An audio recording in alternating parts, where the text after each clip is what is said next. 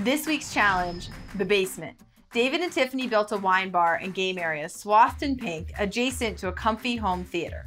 Allison and Mike also constructed a home theater space with a wine bar next to a home office, bedroom, and bathroom.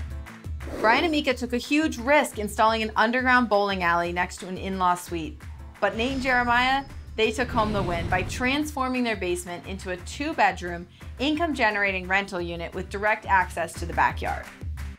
Nate and Jeremiah took the win. How did you feel when you walked into their basement? You know what, I thought it was a beautiful basement. Adding a full kitchen anywhere you go is automatically going to increase the value of your home. But I thought it was stunning, but it's not a place I want to hang out. Like, that's a great place if like this house was in the city and you needed a rental property. I thought it was stunning, but to me, it just was not my type of basement. I know that you thought that you were gonna win this basement. We knew that our competition, they were gonna spend all their money upstairs and on the main floor, and once they got downstairs, they're out of money and frankly out of ideas. So we actually had an idea from the beginning to kind of put a lot of our budget down in the basement and really plan that out, you know, thoroughly. Okay. We went big, we went with a bowling alley, and people called us crazy. They said, how are you gonna make that happen? I said, we'll figure it out. I will give credit to Nate and Jeremiah though, because I do feel that their strategy of basically making that basement like a whole nother property. Yeah. Again, I can agree why we lost that specific week. But they didn't have a bowling alley, so you know. Yeah,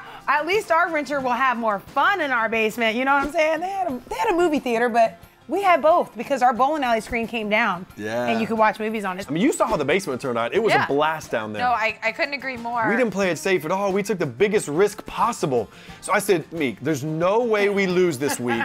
We have a full bowling alley and a mother-in-law suite. We put all the bells and whistles down in that basement. And when we found out from Tamra that we did not win, after I gave her her own custom bowling shirt. I don't know about you, but the basement seemed like a wild card. Yeah. How did you approach the basement and what was that like? We didn't design or even think to design based off of the challenges each week. We designed a home from the bottom to the top. So we started with that basement because we understood what value a rental property could provide anybody. It was where we were gonna put a lot of money, and because of that, we knew we were gonna have to sacrifice spending more money in other places that we would have normally liked to have dumped more money in. So it was all about making smart decisions. It just was like, it was so chic. It was such an elegant place to be. We would never scrimp on materials or, you know, be like, oh, it's good enough. Did you just say scrimp? Yeah. Isn't it skimp? Yes, it is actually.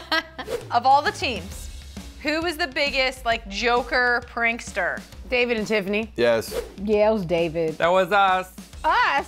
100. Yeah, I would think you. Just me? If I'm the most competitive, you got the most jokes and shade. Oh yeah, shady boots all day long.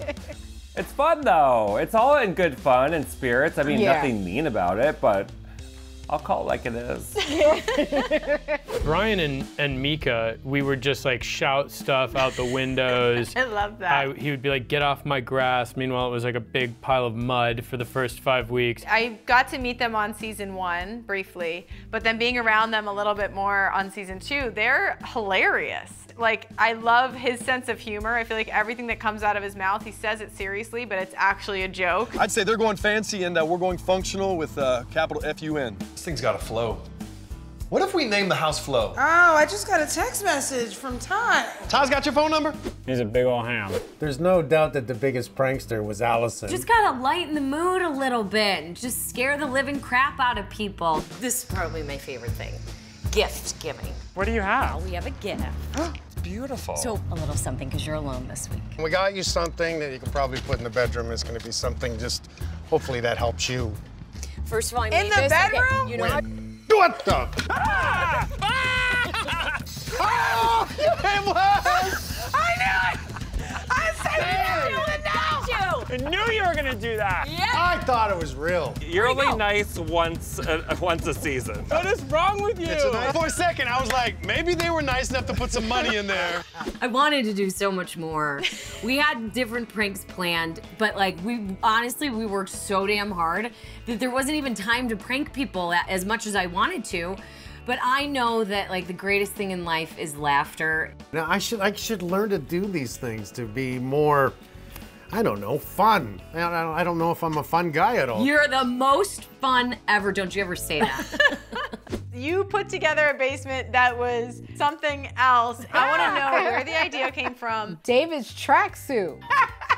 I love how 2/3 of this house match your outfit. Our house was leaning a little Royal Tenenbaums for me. I kind of insisted on a pink on gold moment, and that's exactly what we did downstairs, and it's a great place to express personality. It was very chic. I wonder what the other teams thought. I saw the basement and I just loved it. It was, you know, pink is a very calming factor. It also can be pretty masculine if you use it the right way and like more of like a grayish, mauve-ish tone. I loved it. It's not that I would live there, but I loved it. I didn't like their basement at all. For me, feels a little bit specific. I mean, I thought their bar area was kind of a cool use of space, but like you couldn't compare their basement to ours in all fairness. I mean, we had a kitchen and a living room and an office. Painting it all pink, it felt like an afterthought to me.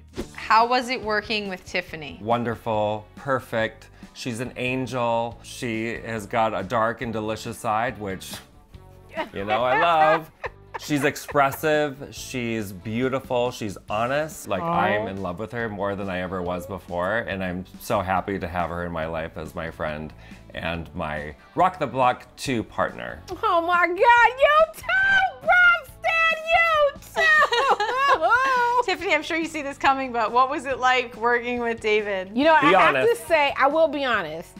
I would have to say, I could not have seen myself placed with anyone else on that block other than David. And as zany as David is and as quirky as he is, I learned things about him and he learned things about me, and he was able to guide me through some of the stuff. So that meant a lot to me, you know, to develop that level of trust with somebody. That immediate for me is not, you know, something that, you know, happens a lot. You both have worked together for a long time. You work together on a day-to-day basis. You make TV together. Was it different on this show to work together? It was super different. This, we were literally side by side for 6 weeks straight, working on decisions together.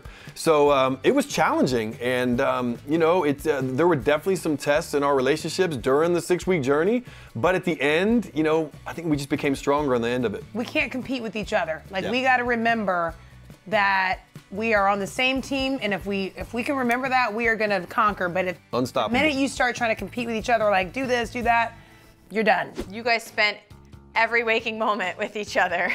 How was that? It was great. I mean, we're used to it. I was gonna say, he's my favorite person in the world.